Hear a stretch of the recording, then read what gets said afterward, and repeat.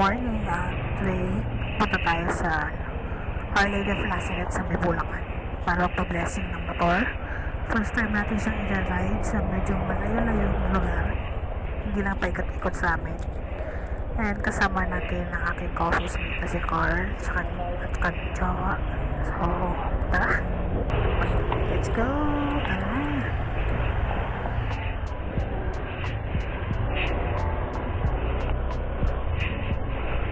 Sa mga hindi nakakalam, this is my first ever ride na makakalayo sa subdivision namin.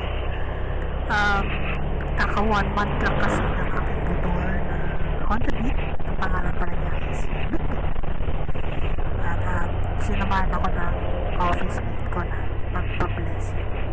Kasi matagal ko na sa gustong blessing, kaso hindi ako makalayo kasi wala pa akong official na copy ng ORCR. Bali, ano lang, photocopy pa lang ang hawak ko hanggang ngayon.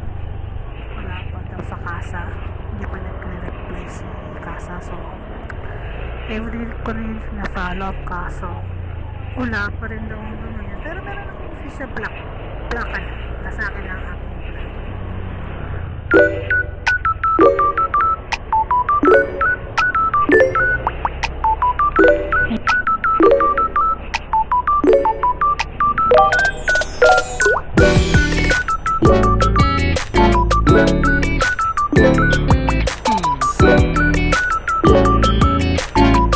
Ang gamit ko pala na camera, action camera ngayon is yung Alstom A7 Pro. So, ililink ko na lang sa baba kung kaya ko malink yung sa may Shopee o TikTok. Nakalimutan ko, no? Kung saan ko siya bibili. Basta ililink ko na lang kung makita ko saan ko siya bibili. And ano ba? Hindi ako masyadong madaldal eh. So, bear with me kung yung video is may mahabang no talking. Siguro ano na lang, sasalita na lang siguro kapag meron akong i-share na iba. Pangit ka usap eh.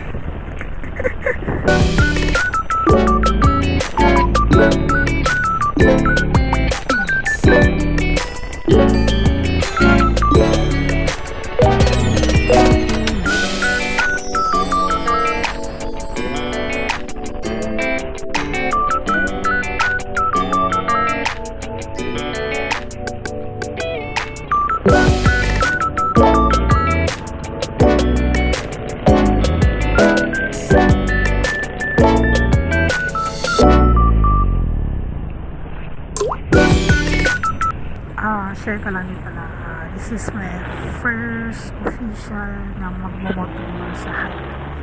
Yes, first official na magmamotor sa highway. Nakapag-highway naman na ako dati, pero hindi motor, bike. Hindi pa uso ang bike lane dati. Sa gigilid pa kami dati, no. Matagal ko na actually gusto magmotor. Actually 10 years ako nagpaalam sa parents ko na gusto kong magmotor until last November ba? Like after kong birthday ng October, at sinabi sa sarili ko na hindi ko gusto tupad yung gusto kong magmotor hanggat hindi ako gumagawa ng paraan. So nag-enroll ako ng driving school, student license. After student license, actually hindi ako agad nagpa PGC for non-pro. Siguro mga before mag 2 months yung papers ko, tsaka ako nagpa PGC. Nakuha ko lang yung license ko this January, this year 2026. So after kong nakuha yung license ko this January, medyo nakapagtabi naman tayo ng pan-down sana. DP lang sana ang bala ko, pang DP lang sana. Pero nakakita tayo ng way para full payment siya. Actually, mas okay yung credit credit to cash kaysa sa mag-financing kayo sa mga kasa. Mas ang laki ng difference ng babayaran mo sa kasa kaysa sa credit to cash. Kasi sa kasa, kinampute ko nasa times 2 ng total amount ng motor babayaran mo sa kasa for 3 years. Pag sa credit to cash, ang ginawa ko lang is 1.5 year to pay. Mas mura siya kasi kano lang naman ang interest sa bangko. Hindi siya masyadong mabigat sa bulsa. So, kung may balak kayong mag-finance or kaya meron naman kayong mga credit card na malalaki ang limit, feeling ko mas okay yung credit to cash na lang kayo kaysa sa mag-bank financing sa kasa. Pero wala naman akong say sa mga bank financing sa kasa. Maganda naman siya talaga kung talagang wala kang pera talaga bang monthly. Nasa inyo naman, choice yun. Parang sa akin lang kasi kinompare ko yung interest for years.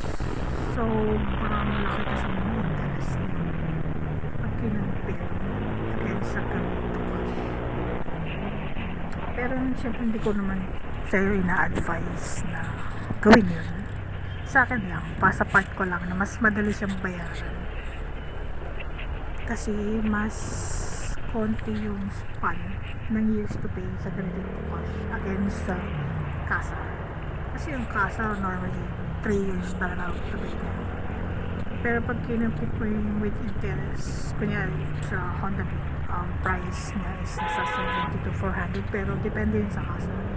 Kasi yung bili ko sa Honda Beat is nasa 78,900.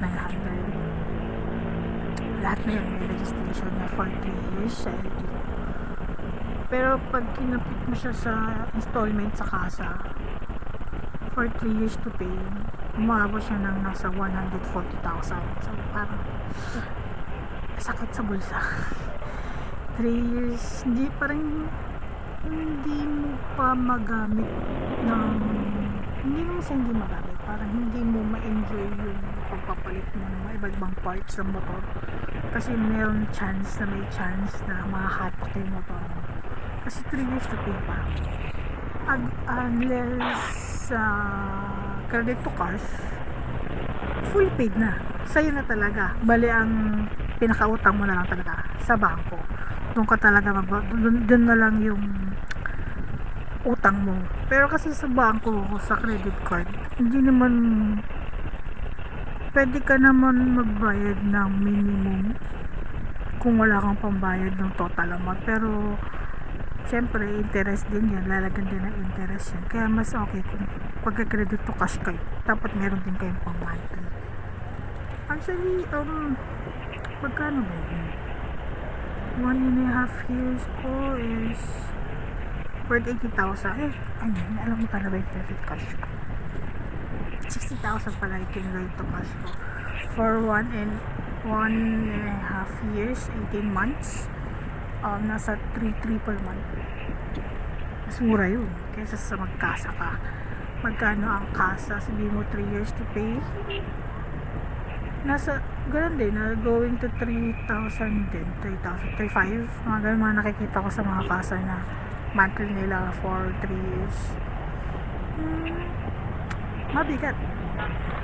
Lalo na kung may mga balak kang, ito kasi sa akin for Honda Beat, syempre I'm just a beginner rider lang ako. Kinukuha ko pa kasi yung skills ng pagbumotor. So, ang na-recommend sa akin ng driving school is mag-lower CC muna ako. Pero ang dream bike ko talaga is fasya sana. Kaso, hindi tayo umabot sa budget. So, Honda Beat. Well, Honda Beat, super tipid naman to sa gas. So, hindi ako nagsisi na Honda Beat yung binili ko. Kasi, syempre, subok na to sa masa, subok na to ng mga tao. Tagal-tagal na ng Honda Beat sa industriya ng motorcycle. So, subok na siya sa pagdating sa daan. Pero let's see if soon enough is mabless tayo ni God. Bili tayo ng mga higher CC. Actually, may mga dream bikes ako, pero syempre dito muna tayo sa panimula muna. Pag muna tayo mag-eager na magpulat agad. Kaskasin muna natin si Big Big bago tayo pumili ng bago ulit. Kabago-bago pa lang bagong bike agad yung iniisip. Yaman yan.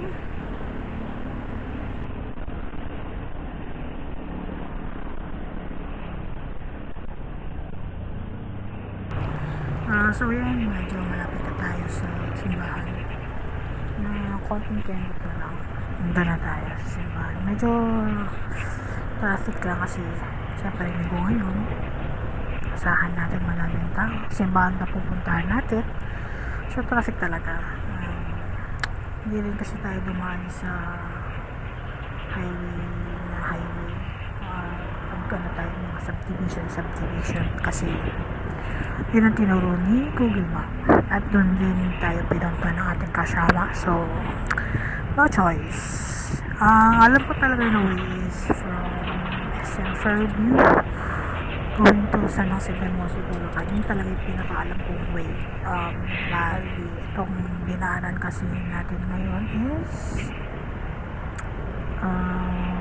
papuntang Luzon mismo. Hindi ko maalam itong lugar na ito, ngayon ko lang napuntahan. So may Google Map naman, may kasama naman tayo. So malapit na to, konti na lang. Kita ka sa simbahan ulit mamaya.